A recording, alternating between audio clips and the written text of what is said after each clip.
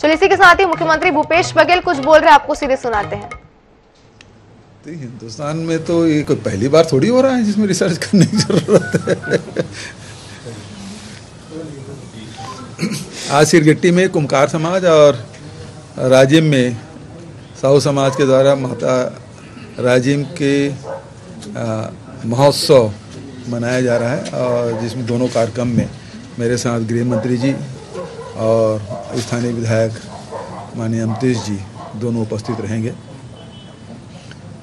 आप लोगों की तरफ से अमित शाह आज कोरबा के प्रवास पर हैं, बड़ा आम सभा भी कर रहे हैं, बीजेपी को की बैठक भी ले रहे हैं। भारतीय जनता पार्टी जहाँ जहाँ जिन जिन सीटों में चुनाव हारे हैं उनको पहले फोकस कर रहे हैं, तो उसी तहत आ रहे हैं। ये मीडिया के माध्यम से जानकारी मिली है। 75 और बीजेपी के प्रदेश अध्यक्ष ने कहा है आपसे भी मुलाकात संभव है क्या शाम को? अब प्रोटोकॉल के हिसाब से तो मैं जाऊंगा ही, गृह मंत्री जी हैं तो शाम अभी रविंद्र चौबे जी जाएंगे 2 बजे, और शाम को सियाप करने, क्योंकि सब मैं शाम को आ जाऊंगा तो मैं खुद जाऊंगा। बीजेपी के पूरे नेताओं का, क्योंकि राष्ट्र नेताओं का जो फोकस है सर वो छत्तीसगढ़ में आ गया। छत्तीसगढ़ सबसे मजबूत है कांग्रेस पार्टी, क्योंकि यहाँ पे सरकार अच्छी चल रही है। अब पूरे राजनीतिक का फोकस छत्तीसगढ़ में आ गया। क्या इसी सिलसिले का ये दौरा माना जाए, शुरुआत जो अमित शाह कर रहे हैं? अब जो जानकारी मैं पहले ही कहा कि वो लोकसभा की तैयारी के हिसाब से वो आ रहे हैं, विधानसभा के हिसाब से तो नहीं दिखाई दे रहा है।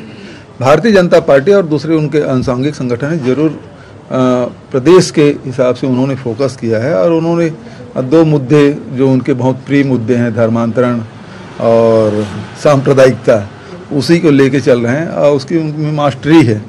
लेकिन हमारी जो पार्टी है वो विभिन्न वर्ग के लोगों के जीवन स्तर कैसे ऊपर उठे, उसे कैसे अधिकार संपन्न बनाया जाए, इस पे हमारा फोकस रहता है। और इन 4 सालों में हम लोगों ने वही किया कि छत्तीसगढ़ के लोगों के आमदनी में वृद्धि कैसे हो, चाहे किसान हो, मजदूर हो, लघु उपसंग्राहक हो, आदिवासी हो, सभी वर्गों के आय में वृद्धि हो, और इसमें हमने फोकस किया और हमको सफलता मिली है।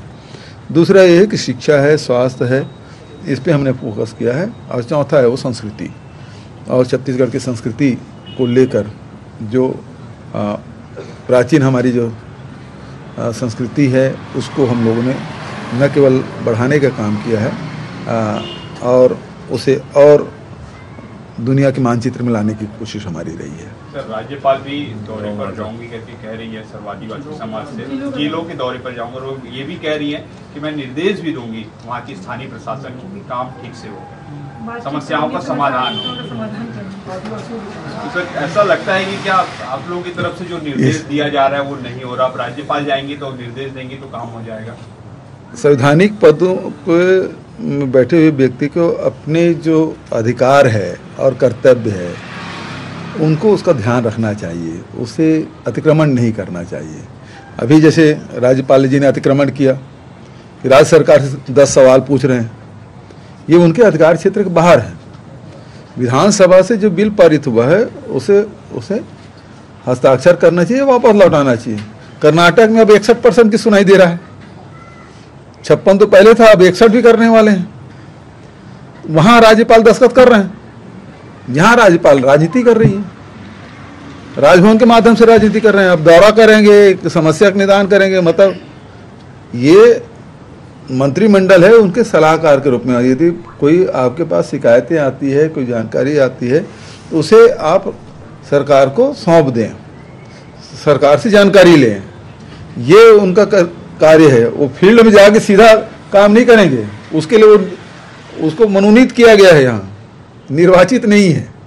और निर्वाचित जनप्रतिनिधियों का दायित्व है कि इन समस्याओं के, जनता की जो समस्या है उसके निदान करने का काम करे। तो कार्यपालिका अलग है, विधायिका अलग है, न्यायपालिका कार्य बटा हुआ है, संविधान के दायरे में रह के सबको काम करना है।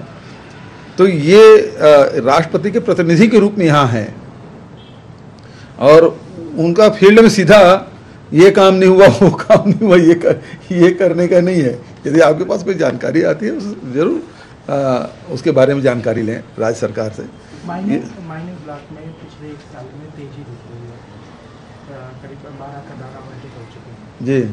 पहले ऐसा नहीं।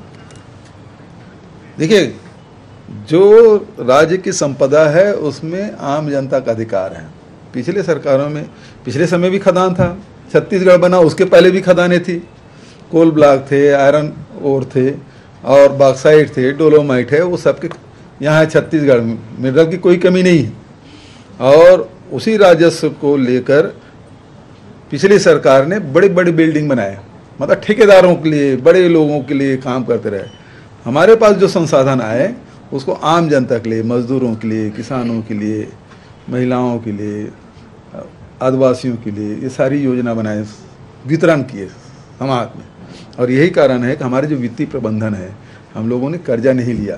पिछली सरकार मध्य प्रदेश में देख लीजिए कितने कर्जे लिए। हमारा वित्तीय प्रबंधन इसलिए बेहतर है।